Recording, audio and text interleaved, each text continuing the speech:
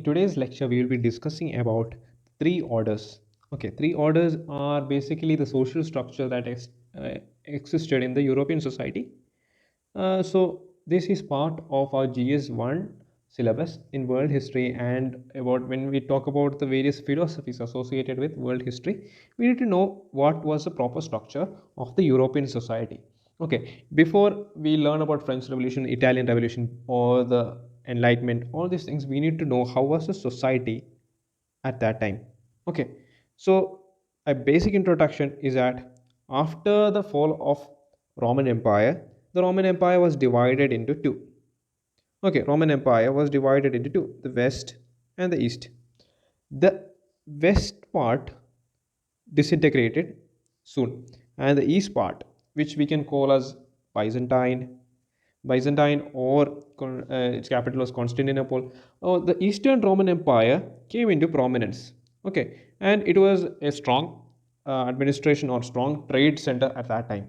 Okay, and as we see, uh, Christianity was official religion of the Roman Empire. But even though the Roman Empire failed or disintegrated, the Christianity survived and became a major force in the Europe. Okay, the church became a major landholder and political power in Europe, especially the Catholic Church. Okay, the three orders, the focus of this chapter are three orders, social categories: the Christian priests, the land owning nobles, and the peasants. The changing relationship between the three groups was an important factor in shaping of the European history for several centuries. Okay, let us begin by first.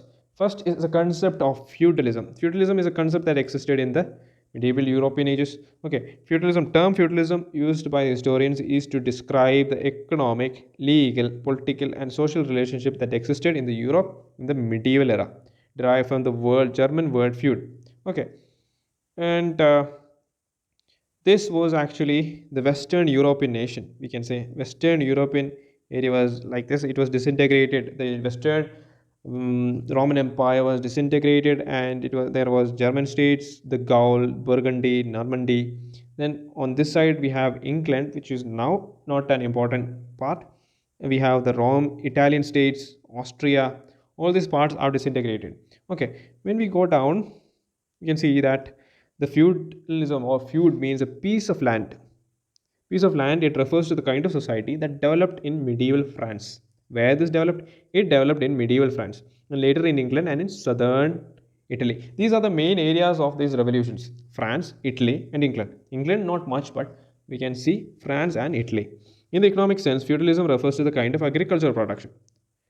So, to explain it simply, we can say there is a large area. It is owned by a lord. Okay, this lord, and under him there are many peasants. Peasants means common people who work for him. Who toil his fields along with their own fields, and they all live where in a single place, a single village, and there will be a castle owned by the lord. Okay, these peasants pay homage, or they respect the lord. The lord in turn respect the noble people. Okay, and that was the structure, or the noble people in turn respect the king. That was the structure of feudalism in France, England, and Italy. So, okay, Gaul, the province of Roman Empire, had two extensive coastlines: mountain ranges, long rivers, forests, and large tracts of plains suited for agriculture. The Franks. Franks is another Germanic tribe. Okay, they gave their name to Gaul, making it France. Okay, first these they were not Christians. Then they converted to Christianity. So the Franks were actually, now they have become Christian. The French had strong links with the church. They were further strengthened by in the 800s. The Pope gave the king Charlemagne the title of Holy Roman Emperor. Holy Roman Emperor was another. Holy Roman Empire was also another important empire at that time. See, this is the history of France. Clovis becomes the king of Franks. Clovis and the Franks begin the conquest of northern Gaul. Clovis and the Franks convert to Christianity. Charles Martel becomes the mayor of Paris. Martel's son Pepin disposes the Frankish ruler and becomes the king and establishes a dynasty. Wars of conquest doubled the size of his kingdom. Pepin succeeded by his son Charlemagne. He's a person who was appointed or anointed as the Emperor of Holy Roman Empire by Pope Leo. Crowned Solomon by Holy Roman Emperor. He was crowned by Pope Leo the Third. Raids by Vikings from Norway. Okay. Now for the three orders. Three orders. Okay. We will begin with the first order, the nobility. This is actually a long chapter, but we don't need much. We just need to have an overall idea of this concept. So we will be starting with the second order, that is the nobility, that is the kings, the lords, all these people. Okay. The priests placed themselves in the first order. Okay, priests were the first. The Catholic or Christian priests were in the first order. The nobles in the second. The nobility had, in reality, a central role in the social processes. This is because they control the land. This control was the outcome of practice called vassalage. We will be defining vassalage now. Kings of France were linked to the people by vassalage, similar to the practice among the Germanic people, of whom Franks were one. The big landlords and nobles were vassals of the king, and the peasants were the vassals of the king. See, they obliged or they were the lord, they paid homage to the lords, we can say like that. Okay, as I said, it's basically the feudal culture. Okay, nobleman accepted the king as a senior, and they made a mutual promise. Actually, that the king would protect the lord, and in return, the lord would provide the king with soldiers. This was the relationship between the lord and the king. This relationship involved elaborate rituals. See, this relationship involved elaborate rituals, and which involved the church. Okay, because symbol of authority was given. It was a pomp and show in order to show the common people that they are some high class. Okay, that is the main concept in this point of view. Another important aspect is a manorial estate. Manorial estate is that where the lord lived. As I told you before, see, this is the picture of the manorial estate. This is a huge complex, huge area. And when we look here, we have over here we have the manor where the lord stayed, then the church, and here where the peasants stayed. Okay, all these areas are there. When we zoom in, we have the common pastures. These are the areas where the peasants cultivated, common pastures. And when we go down, we have, there are ponds over here, then we have meadows, and there are woodlands where the lord hunted for wild animals or as a gaming session. Okay, all these things were there in a manor. It was a vast area, about 1000 to 2000 hectares.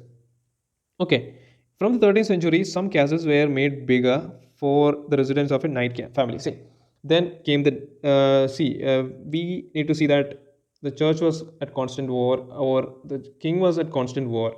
So they needed a decorated soldiers. So they were called knights. Okay, and the lords actually employed the knights, and they gave them some power, some area or some land, and in return they had to be obliged to the lords. Okay, they need to be submitted to the lord. When the lord calls, they need to go for war. All these things had to be done. Okay, the manor also, even though they had almost everything in the estates, they had to come out of those regions because salt, milestones, and metal were not available in the areas. And the lords who wanted a luxurious lifestyle were often keen to buy rich furnishings, musical instruments, and ornaments not locally produced, had to go out from these places. Okay, then I have described about the knights. They were given about 1000 to 2000 acres of land, and this included a house for the knight, his family, church, and establishment to the house to house his dependents. All these things were given, and the knight also paid a regular fee and promised to fight for the Lord in a war. Okay, and he also regularly trained or practiced with dummies. Okay, and the knight might serve more than one lord, but he was his loyalty was towards a single lord. Okay, now that was about the nobility. Now we are coming about the first order, that is a clergy. The Catholic Church had its own laws. The Catholic Church is a large institution. Okay, it had its own laws. It owned lands. Still, Catholic Church is one of the largest real estate owners in the world. Okay, lands given to it by the rulers could levy taxes. It was thus a very powerful institution which did not depend on the king. It was independent. At the head of the Western Church, it was a pope. He lived in Rome. The Christians in Europe were guided by the bishops and clerics who constituted the first order. Most villages had their own church. It was actually called parish. Okay, we will see that in the later sessions of the chapter. And they assembled on every Sunday to listen to the priest. Okay, that was a basic structure. And who could become the priest? Who could become the priest? The serfs. Serfs were actually the lowest of the peasants. Okay, like in our Indian culture, we had the social divisions of Brahmanas, Kshatriyas, Shudras, Vaishyas. It was kind of like that only. Serfs were at the bottom level. Okay, they were then there were the physically challenged. They were not allowed. Women could not become the priest. Men who became the priests could not marry. Okay, bishops were the religious nobility. Bishops were like the prince of the church. Okay, they had their own mansions, they had their own estates. Okay, grand palaces were there. The church was entitled a tenth share of whatever. If you have 10 baskets of wheat was produced, one basket will go to the church. It was the rule. It was called tithe. This kind of tax was called tithe. Okay, and all these things were given to the church. And important ceremonies conducted by the church copied formal customs of the feudal elite.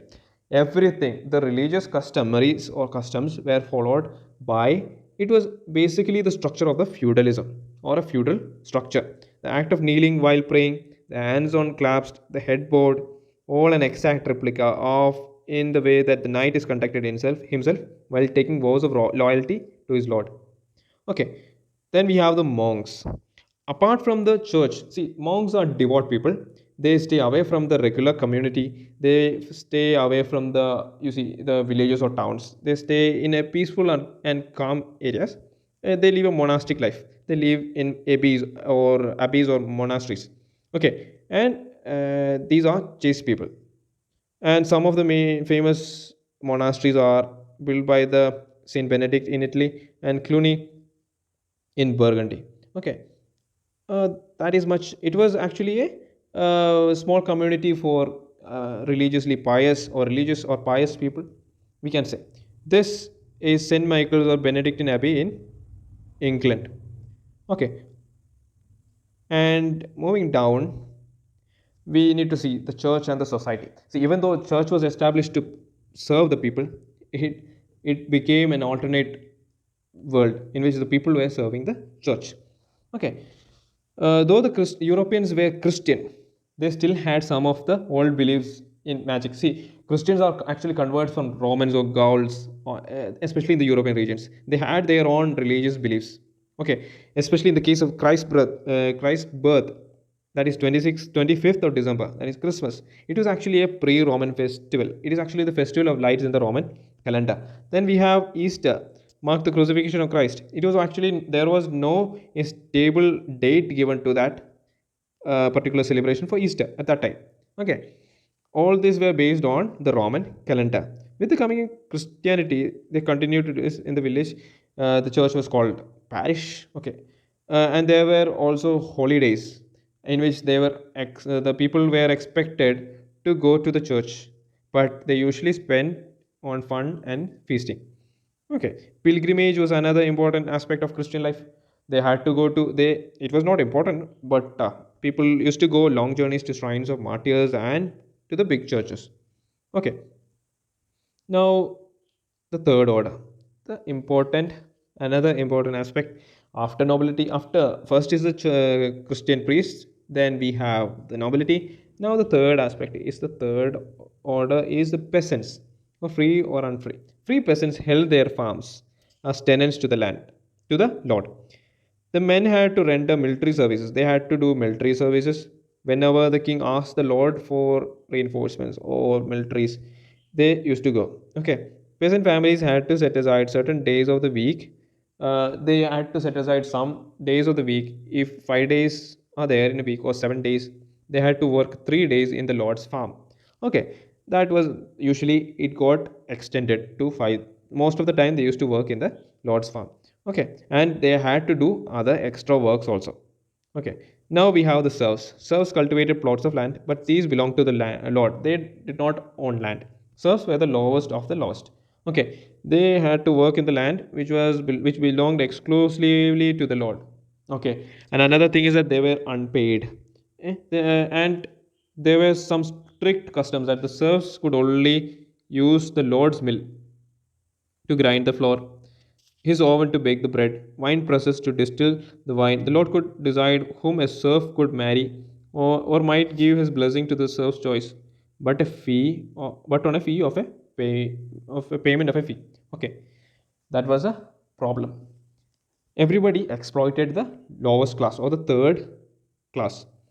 Now, England. Feudalism developed in England from the 11th century. Angles and Saxons from the Central Europe had settled in England in the 6th century. The country name England is a variant of England. Okay, William the Duke of Normandy crossed the English Channel with an army and defeated the Saxon king of England. From this time, England and France were at war. Okay, and William I had mapped and distributed its sections into 180 Norman nobles who had migrated with him, and the lords came became the chief tenants of the king. Okay, they were obliged to supply a certain number of knights to the king. They soon began to give some of their lands to the knights who would serve them. Exactly the same thing that happened in the French feudal system. Okay, now another important aspect is that how was the land used? Even when we look at the society in our country in India, we used in agriculture we had wooden plough. The same exact thing was in the European society. They used wooden plough. The technology was primitive, and they had the peasants had to work really hard in order to produce proper results. Okay, even though see when we look at the society at that time, these first two classes they never had any difficulties in life, or they never faced any problems because they were living at the expense of the third class. Okay, ineffective method of crop rotation was in use. The land was divided in half. One half was planted in autumn with winter wheat, while the other field was left fallow. Rye was planted on this piece of fallow land, and next year, while the other half was put to fallow. Okay, with this system, the soil slowly deteriorated. Soil lost its fertility, and famines were not uncommon. It was common. Okay, chronic malnutrition alternated with devastating famines. Famines was another aspect. All these things started to come. See, as I told you, despite these hardships, the lords were anxious to maximize their incomes. They needed more money. Since it was not possible to increase output of the land, peasants were forced to bring more land under cultivation. Okay, since they could not protest openly. What they did, they started cultivating their own fields and kept much of the product of the labor for themselves. Okay, they also avoided performing unpaid services, extra services also. Okay, new agriculture technology. Okay, now the change happens. Okay, now we can see that the wooden plow which was used, it was changed. It changed, and the iron was introduced in the market. And with the introduction of iron, we can see iron plows which could see properly till the soil, and we can see also instead of the neck harness, the shoulder harness came into use. This enabled the animals to exert greater force, and see the horseshoes were introduced which prevented the foot decay. So as a result, we can see that proper water powered and wind powered mills were introduced in the Europe.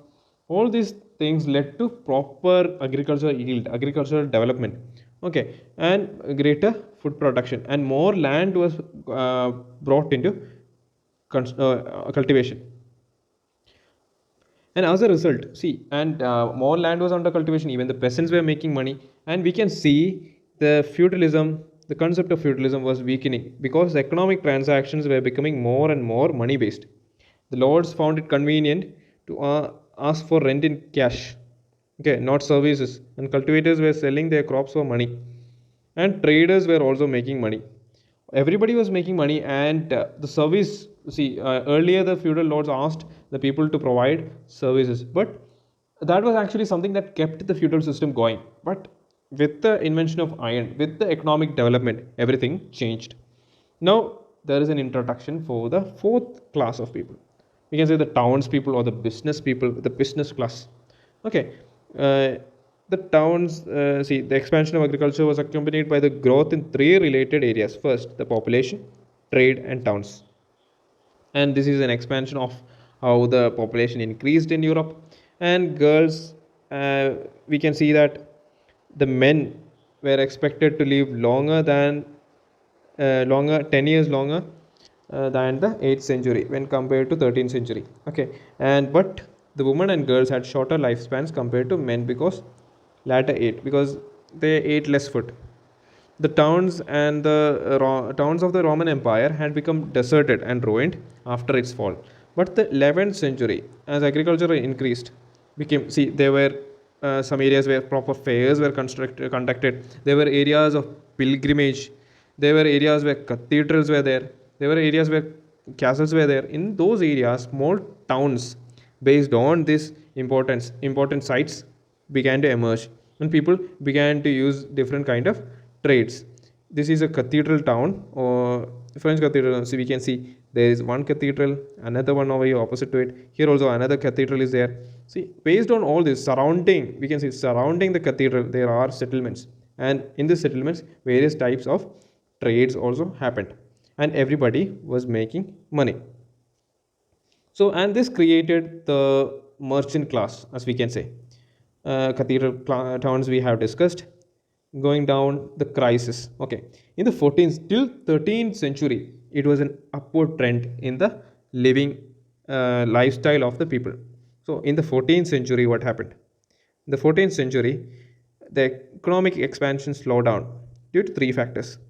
First was by the end of the 13th century, the warm summers, the climate began to change. Bitterly, summers of the previous 300 years had given away the bitterly cold summers. The seasons of growing crops reduced. Okay, storms and oceanic flooding destroyed many farmsteads, which resulted in less income in taxes for the governments. The opportunities offered by favorable climatic conditions before the 13th century had led to large-scale reclamation of the land for forest. See, more land needed to be brought into cultivation. So the shortage of pasturage reduced the number of cattle, and the population growth was also increasing. Severe famines were hit. In addition, trade hit by severe shortage in metal money. Metal any money reduced. Okay, output because of the output from the silver mines in Austria and Serbia were falling down, and the worst was yet to happen. See, we had trade. The Europe had trade with distant countries that were arriving in the European ports. It also brought with them rats, and rats which brought bubonic plague. See, the Western Europe relatively it was isolated for early centuries, was hit by the pandemic or epidemic in 1347 and 1350, and we can say, according to the modern estimates, about 20% of the European population died in that pandemic. Okay, that was, and this caused many social unrest in the society, and and the rich people began to exploit the peasants, and through rebellions, although there were rebellions, it was crushed with strong resistance, and feudal system somewhat came back. Okay, and there are some political changes also. Political changes was that, especially when we go down in the case of France. In the case of France, we can see that the king was removed, and republic was formed. In the case of England, we can see the king was initially removed, but he was later restored, and that is why the different political ways that the countries took led to different type of governments in the modern world. See, France was a republican form of government, and England was a monarchy. This is because different directions that the histories of two countries took after the 17th century. And we will discuss all these things in detail in the coming chapters, because I just wanted to give you a brief idea of the three classes of the European society, because only if we know about the classes of the European society, we'll be able to understand what were the causes of the uprisings or the concept of liberty, all these things, what were the reasons of this revolts were introduced. So I hope you people understood our revision session in this chapter. In the next video, we'll be discussing about French Revolution and all that aspects. So until next time, bye. Thank you.